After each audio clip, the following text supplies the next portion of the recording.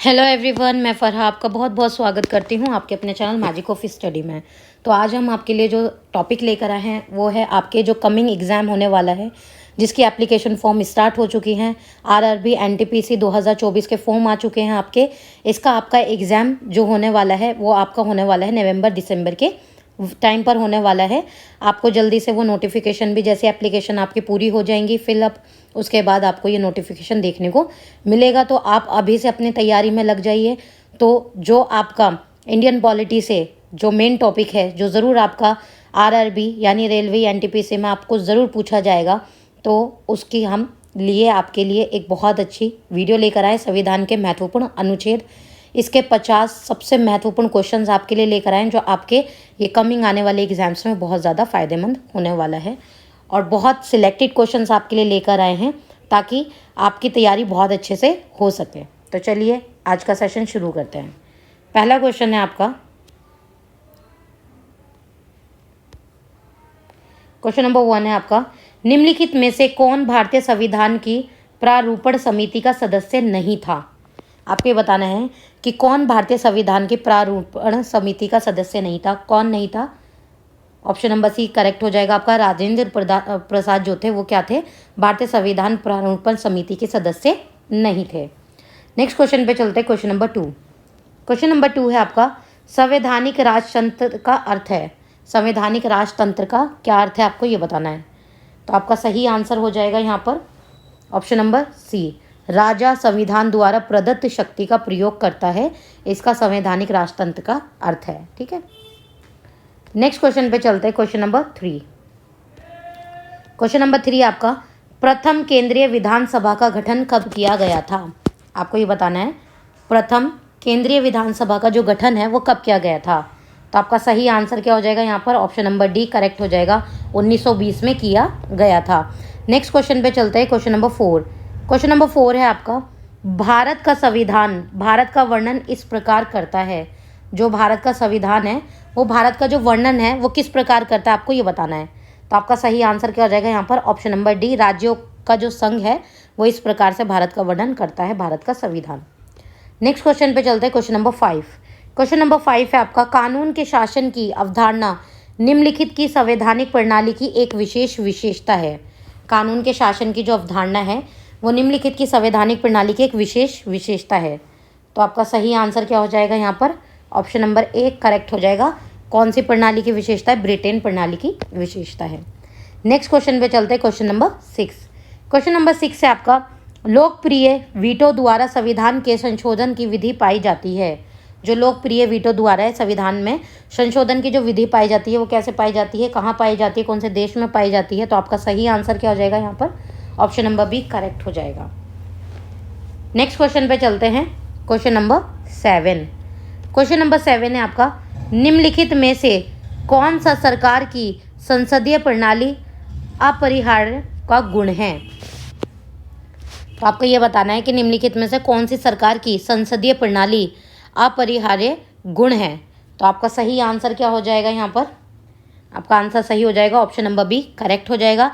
कार्यपालिका और विधायिका का संलयन क्या है? संसदीय प्रणाली अपरिहार्य गुण है। नेक्स्ट क्वेश्चन पे चलते, क्वेश्चन नंबर 8। क्वेश्चन नंबर 8 है आपका, जमीनी स्तर का लोकतंत्र संबंधित है। जो ज़मीनी स्तर का लोकतंत्र है वो किससे संबंधित है, आपको ये बताना है।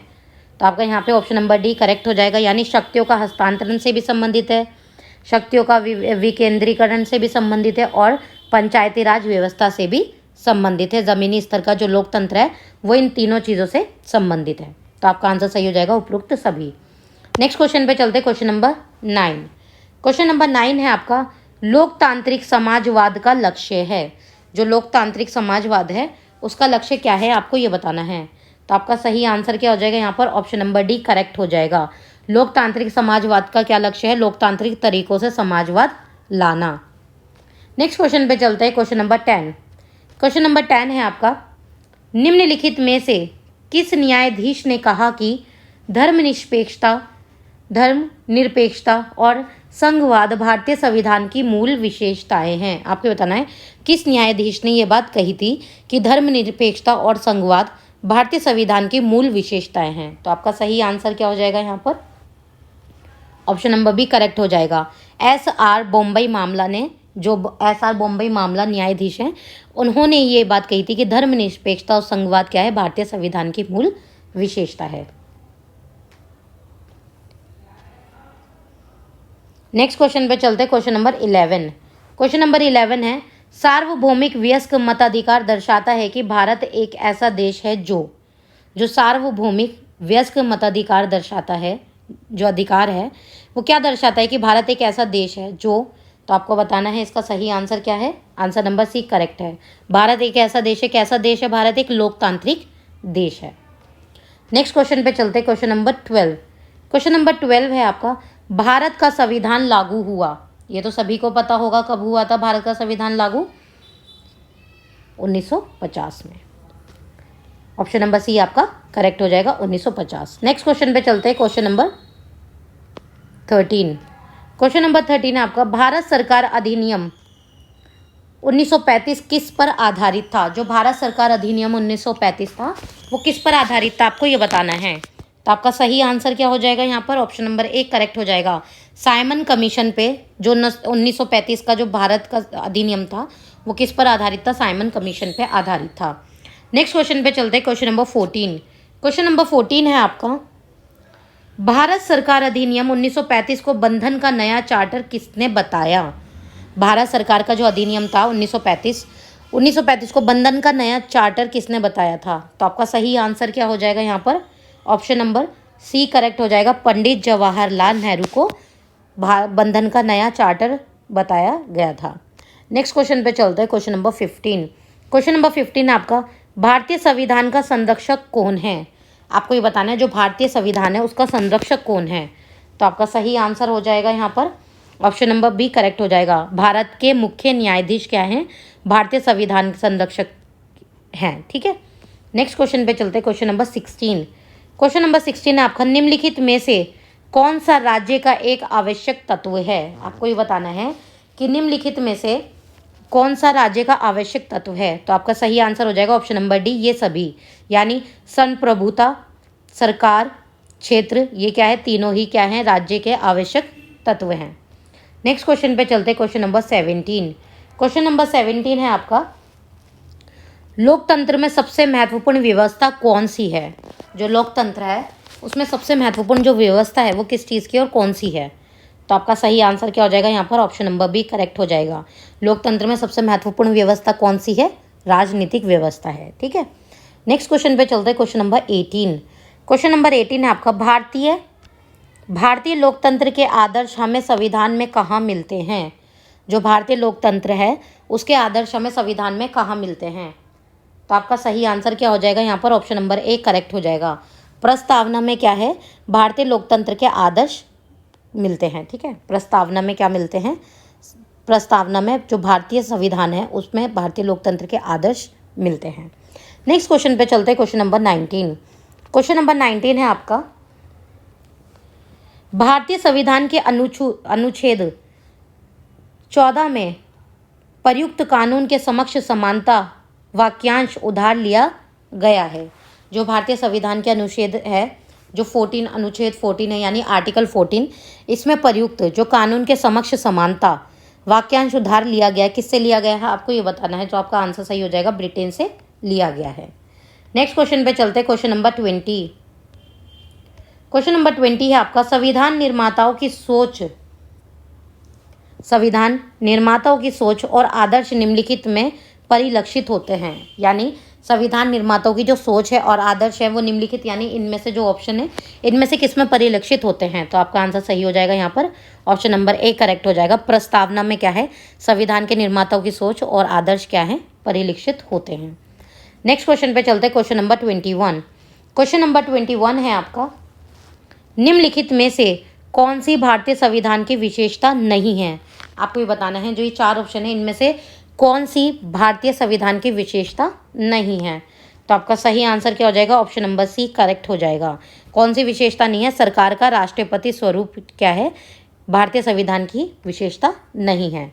बाकी ये तीनों क्या हैं, भारतीय संविधान की विशेषता है। सरकार का संसदीय रूप, ठीक है, और न्यायपालिका की स्वतंत्रता, संघीय सरकार, ये क्या है, ये सब क्या है, भारतीय संविधान की विशेषता हैं? जो नहीं है तो नहीं कौन सा है? ऑप्शन नंबर सी आपका नहीं है, तो नहीं का नेगेटिव का आंसर नेगेटिव। नेक्स्ट क्वेश्चन पे चलते हैं, क्वेश्चन नंबर 22। क्वेश्चन नंबर 22 है आपका, डॉक्टर बी आर अम्बेडकर ने किसे संविधान का हृदय और आत्मा कहा है? यानी जो डॉक्टर बी आर अम्बेडकर हैं उन्होंने संविधान का दिल और रूह या आत्मा, दिल और आत्मा कहा गया, या हृदय या आत्मा कहा है, कौन से संविधान को कहा है? तो आपका आंसर हो जाएगा ऑप्शन नंबर सी करेक्ट हो जाएगा, संवैधानिक उपचार का अधिकार। नेक्स्ट क्वेश्चन पे चलते, क्वेश्चन नंबर 23। क्वेश्चन नंबर 23 है आपका, भारत में एकल नागरिकता की अवधारणा को अपनाया गया है। जो भारत में एकल नागरिकता की अवधारणा को अपनाया गया है वो किस देश से अपनाया गया है? तो आपका सही आंसर क्या हो जाएगा यहाँ पर? ऑप्शन नंबर ए करेक्ट हो जाएगा, इंग्लैंड। नेक्स्ट क्वेश्चन पे चलते हैं, क्वेश्चन नंबर 24। क्वेश्चन नंबर 24 है आपका, भारत के राष्ट्रपति पर महाभियोग की विधि अपनाई जाती है।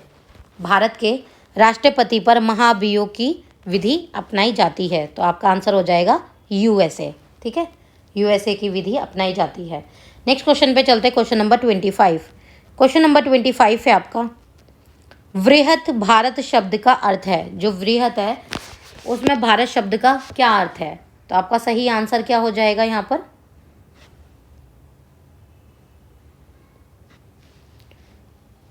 ऑप्शन नंबर बी यहाँ पर आपका करेक्ट हो जाएगा। नेक्स्ट क्वेश्चन पे चलते हैं, क्वेश्चन नंबर 26। क्वेश्चन नंबर 26 है आपका, निम्नलिखित में से किसे धर्मनिरपेक्ष राज्य कहा जाएगा? आपको ये बताना है कि ये जो चार ऑप्शन है इनमें से किसे धर्मनिरपेक्ष राज्य कहा जाएगा? तो आपका आंसर हो जाएगा ऑप्शन नंबर सी करेक्ट हो जाएगा, वह राज्य जो धर्मों के बीच भेदभाव नहीं करता है उसे क्या कहेंगे? धर्मनिरपेक्ष राज्य कहेंगे। नेक्स्ट क्वेश्चन पे चलते हैं, क्वेश्चन नंबर 27। क्वेश्चन नंबर 27 है आपका, प्रारंभ में कितने मौलिक अधिकार प्रदान किए गए? यानी जब प्रारंभ में शुरुआत में कितने मौलिक अधिकार थे जो प्रदान किए गए थे? तो आपका आंसर सही हो जाएगा, ऑप्शन नंबर बी करेक्ट हो जाएगा, 7 मौलिक अधिकार थे जो प्रदान किए गए थे।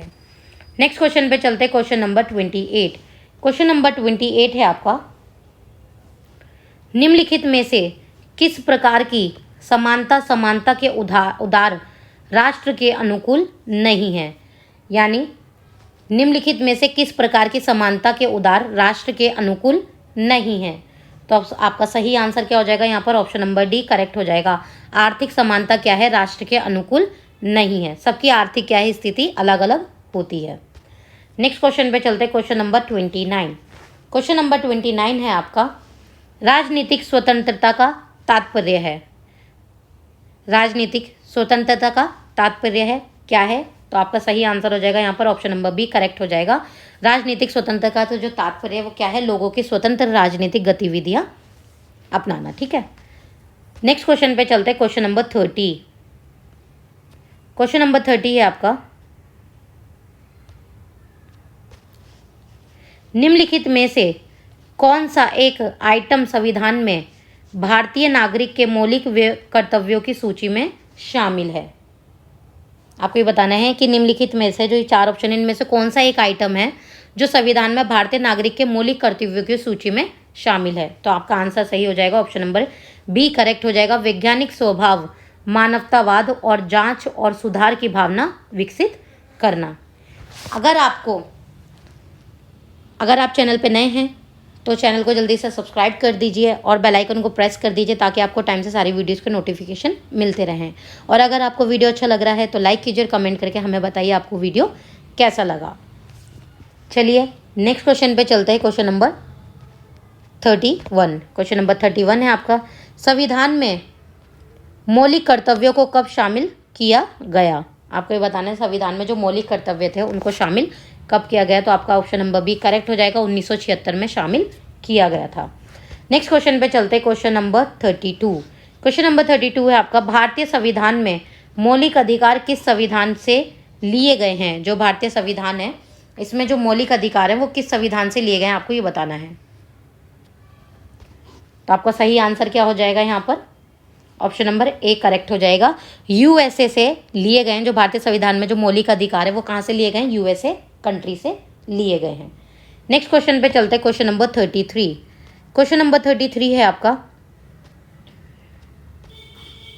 निम्नलिखित में से कौन सा एक राजनीतिक अधिकार है। आपको ये बताना है कि निम्नलिखित में से, ये 4 ऑप्शन में से कौन सा एक राजनीतिक अधिकार है।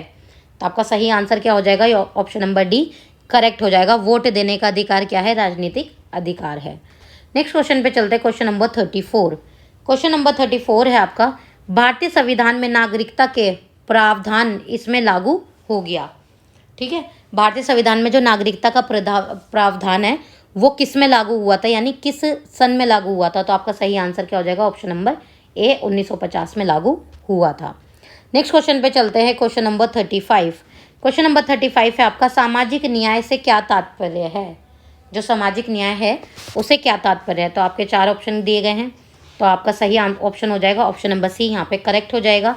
जाति, पंथ, रंग और लिंग के आधार पर सभी प्रकार के भेदभाव को समाप्त किया जाना चाहिए, यही क्या है, सामाजिक न्याय है, यानी इक्वालिटी।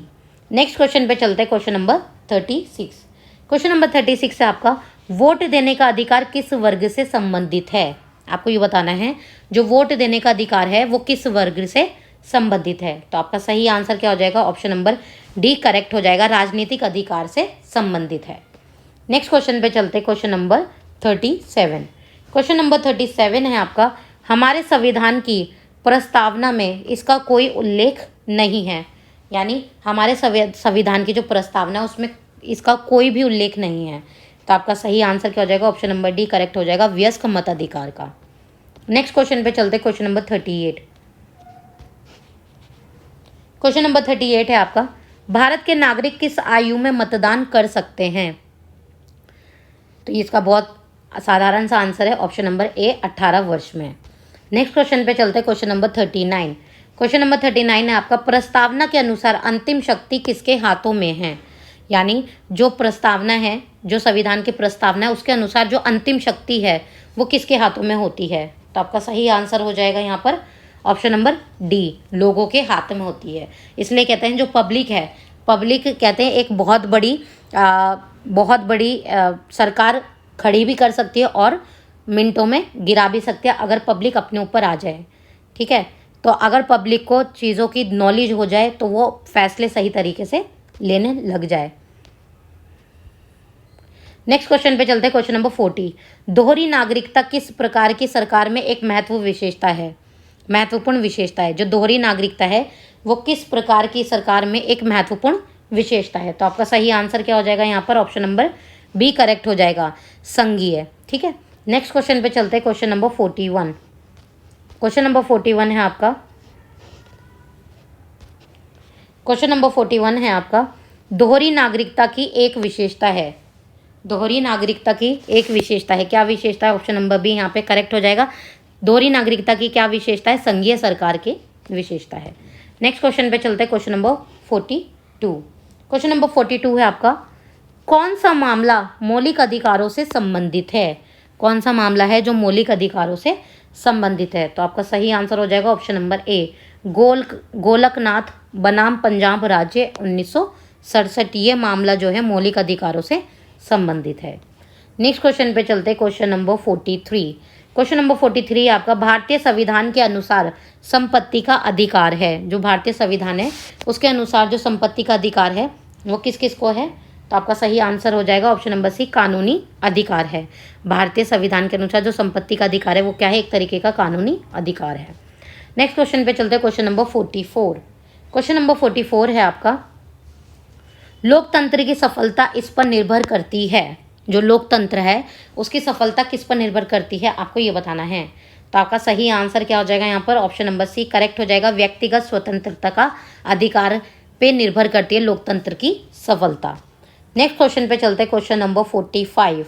क्वेश्चन नंबर 45 है आपका, भारतीय संविधान में राज्य की नीति निदेशक सिद्धांत किस संविधान से लिए गए हैं। आपको ये बताना है भारतीय संविधान में जो राज्य की नीति निदेशक सिद्धांत किस संविधान से लिए गए हैं। तो आपका सही आंसर क्या हो जाएगा यहाँ पर, ऑप्शन नंबर बी करेक्ट हो जाएगा, आयरलैंड के संविधान से लिए गए हैं। भारत के संविधान के जो राज्य की नीति निदेशक हैं वो कहाँ से लिए गए हैं, आयरलैंड से लिए गए हैं। नेक्स्ट क्वेश्चन पे चलते हैं, क्वेश्चन नंबर 46। क्वेश्चन नंबर 46 है आपका, हमारे भारतीय संविधान में कितने मौलिक कर्तव्य हैं? हमारे भारतीय संविधान में कितने मौलिक कर्तव्य हैं? तो आपका ऑप्शन नंबर ए करेक्ट हो जाएगा, एक ही मौलिक कर्तव्य है। नेक्स्ट क्वेश्चन पे चलते, क्वेश्चन नंबर 47। क्वेश्चन नंबर 47 है आपका, राज्य की नीति निर्देशक सिद्धांतों को अपनाया गया। राज्य की नीति निर्देशक सिद्धांतों को अपनाया गया। तो आपका सही आंसर क्या हो जाएगा यहाँ पर? ऑप्शन नंबर डी करेक्ट हो जाएगा। आयरिश संविधान में क्या है? राज्य की नीति निर्देशक सिद्धांतों को अपनाया गया था। नेक्स्ट क्वेश्चन पे चलते हैं, क्वेश्चन नंबर 48। क्वेश्चन नंबर 48 है आपका, भारतीय नागरिकों के मौलिक कर्तव्यों को संविधान में कब शामिल किया गया था? आपको ये बताना है, भारतीय नागरिकों के मौलिक कर्तव्यों को संविधान में कब शामिल किया गया। तो आपका सही आंसर क्या हो जाएगा यहाँ पर? ऑप्शन नंबर बी करेक्ट हो जाएगा, 1976 में शामिल किया गया था। आज आपका इस वीडियो का सेकेंड लास्ट क्वेश्चन है, क्वेश्चन नंबर 49। इसमें आपके बहुत महत्वपूर्ण ये क्वेश्चंस हैं आपके संविधान से रिलेटेड, जो आपके कमिंग एग्जाम आरआरबी एनटीपीसी में ज़रूर पूछने की पूरी 100% संभावना है कि वो आपके ज़रूर इनमें से एक क्वेश्चन आपका पूछा जाएगा। और अगर आपको वीडियो अच्छा लग रहा हो तो लाइक कीजिए, कमेंट करके हमें बताइए आपको वीडियो कैसा लगा, और अपने फ्रेंड्स के साथ शेयर करना मत भूलिएगा। तो चलिए, आज इस वीडियो का सेकेंड लास्ट क्वेश्चन है आपका, क्वेश्चन नंबर 49। भारतीय संविधान में शामिल नीति निर्देशक सिद्धांत किस संविधान से प्रेरित हैं? जो भारतीय संविधान में जो शामिल नीति निर्देशक सिद्धांत है वो किस संविधान से प्रेरित हैं या लिए गए हैं? आपका आंसर हो जाएगा option number B, Ireland. Next question पे चलते हैं। आज का आपका इस वीडियो का लास्ट क्वेश्चन है क्वेश्चन नंबर 50। क्वेश्चन नंबर 50 आपका, किसके शासनकाल के दौरान संपत्ति के अधिकार को मौलिक अधिकारों की सूची से हटा दिया गया था? कि किसके शासनकाल के दौरान जो संपत्ति के अधिकार को मौलिक अधिकारों की सूची से हटा दिया गया था? तो आपका सही आंसर हो जाएगा ऑप्शन नंबर बी करेक्ट हो जाएगा।